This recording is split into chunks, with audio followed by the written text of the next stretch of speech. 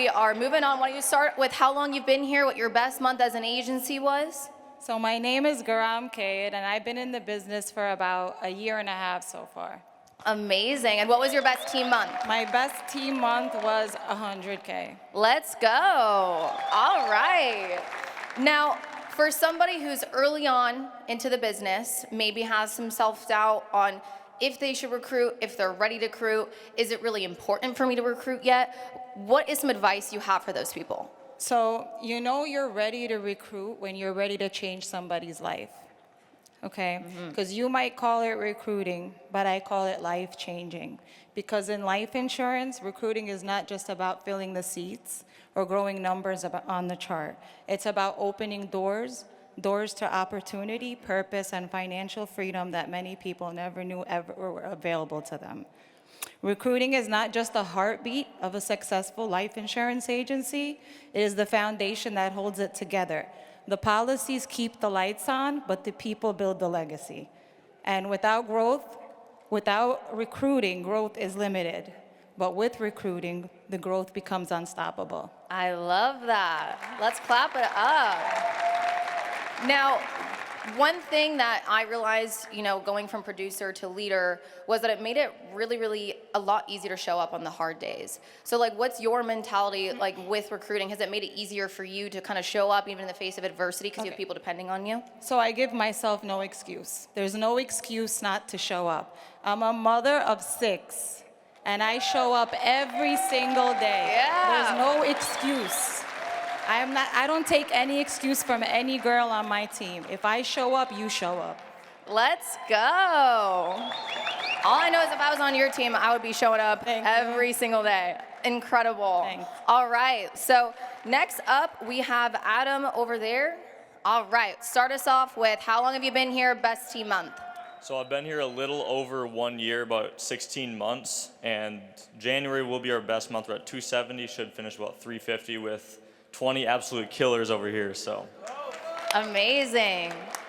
All right, and I have a question for you here where I think a lot of us, especially, sitting in the crowd, we see this evolved version, right, of leaders up on stage after making all of the mistakes, talking about the mistakes that they made and how they overcame them, but we don't talk about the mistakes that were actually made. So that's what I want you to kind of talk about. What are the most common mistakes you see people within your organization make when it comes to recruiting, and what should they do to avoid that? I think the biggest thing that people make mistakes on when it comes to recruiting is selling just this crazy dream, and obviously not selling how hard our work is. Obviously, it's not easy work. It's simple, right? But it's not easy. You do have to put in the hours. And when I started building, I didn't realize that. I was selling the dream. I was selling the get rich quick, essentially, right? And I took fault, built the wrong people up on this dream that wasn't a real dream. And now I have 20 absolute killers, like I said, that work our asses off.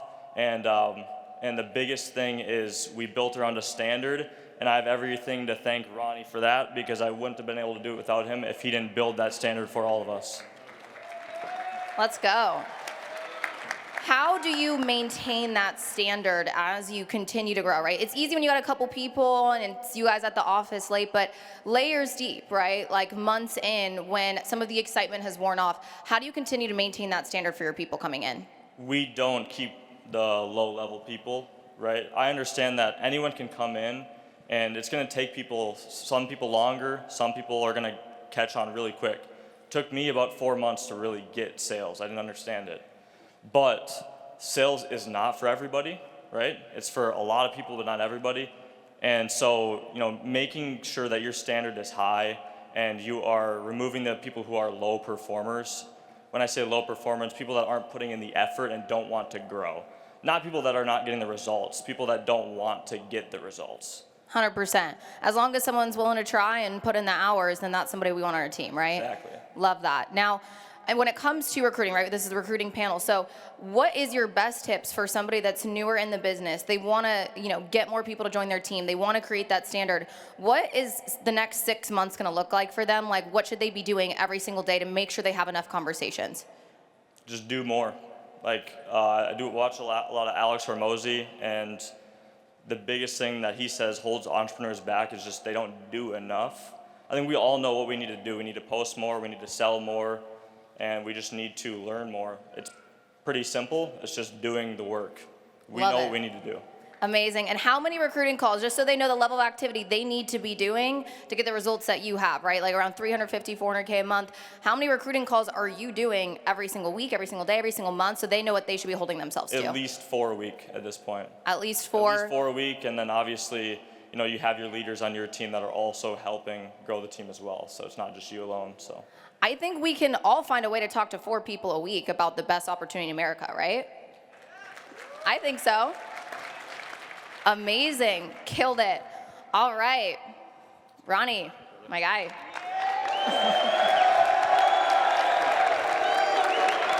All right. All right, why don't we start with how long have you been here, best team month, and we'll kind of let you take it away. So I've just hit the 3-year mark with the greatest IMO in the country, Family First Life. Let's go. Best team month was this past December. We went from starting the year at 1 million to finishing December at 9.4 million a month. Let's go. Amazing. All right, now you have shared a lot of your journey with a lot of people at the company. And one thing I like about your story is that you have this crazy growth trajectory, but it didn't happen immediately. Because that's, you know, a lot of times you see people come in, they crush it, and, you know, it's something that we compare ourselves to. But, I mean, your first couple conventions, you didn't have a ton of agents that came and show up, and you didn't have, you know, the culture that you have today. So can you speak to people that maybe they feel like what they're doing right now isn't working? They feel like they're spinning their wheels. They feel like they're not getting anywhere. What would you say to those people to turn that around? Who's ready to turn into a recruiting machine? Honestly, at this point, I feel like the Nick Saban of life insurance with how many superstars trace back to the playbook. But in the beginning, it wasn't like that. And everybody they see Ronnie Salem now, they see the playbook now. But in the beginning, it's like a mental warfare on yourself because like it's difficult in the beginning.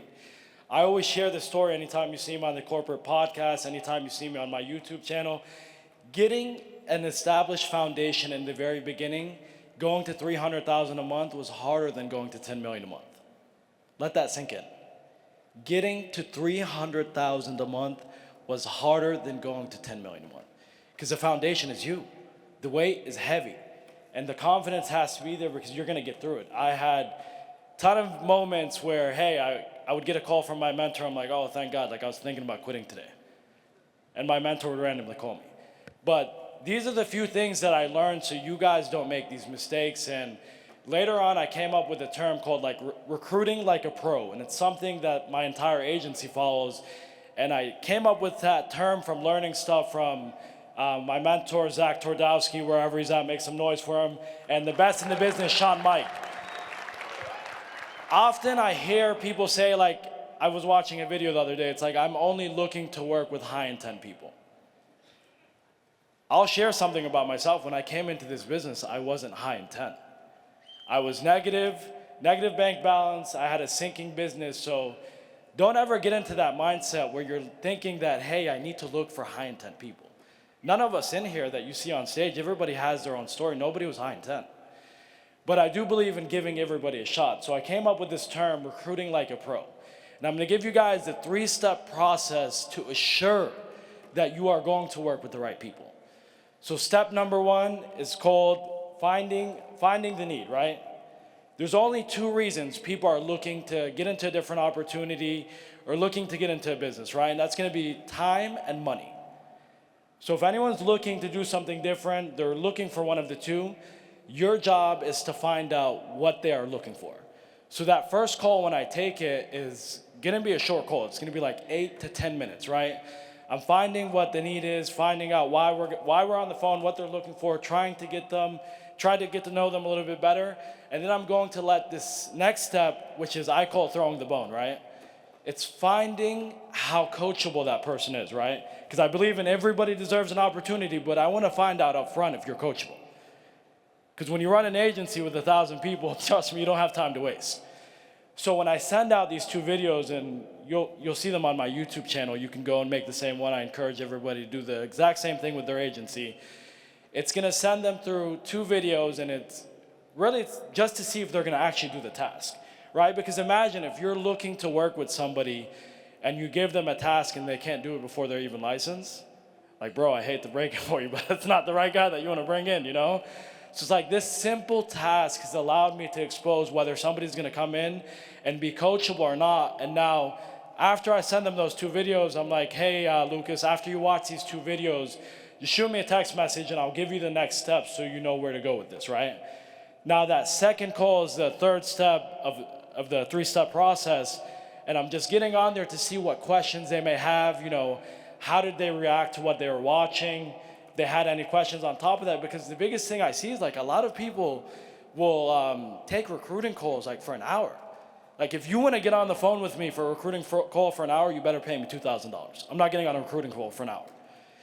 And a lot of people are not letting the system work for them. So that's how I've exposed the recruiting process in this industry so fast, is I'm letting the system work for me. And the biggest flaw I see in, where are my managers at? Who's trying to build a big team in here? Protect your time. This is the biggest flaw that I find in most managers. You're taking, like, somebody walked in my office the other day, I'm like, hey, where were you? It's like 3 o'clock in the afternoon. He's like, I was taking a recruiting call. I was like, what's wrong with you? He's like, what?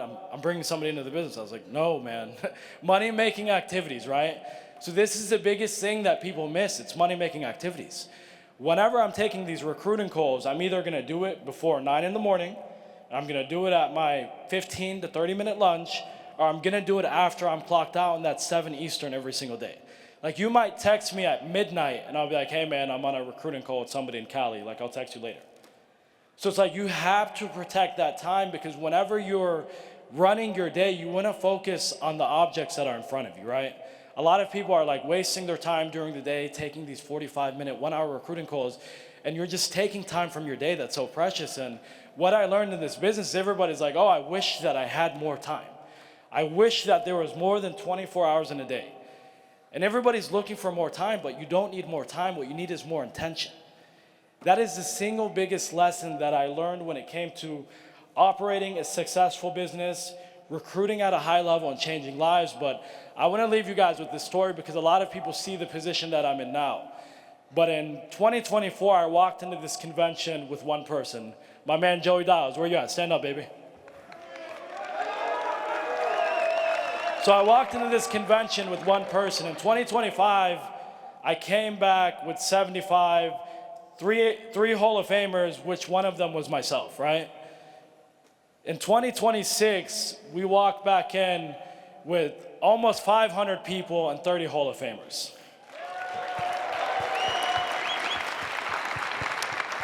But you have to trust the process in the beginning. It's not fun in the beginning, trust me. I'm not here to lie to you guys, tell you guys it's easy in the beginning. It's not fun in the beginning, but you have to test that battle. And now whenever I walk into these conferences, I don't need to introduce myself. The crowd will tell you, Playbook! Let's go. Incredible. Well, let's clap it up for our panelists, guys. That was incredible. Hopefully someone took notes for me. Thank you, FFL.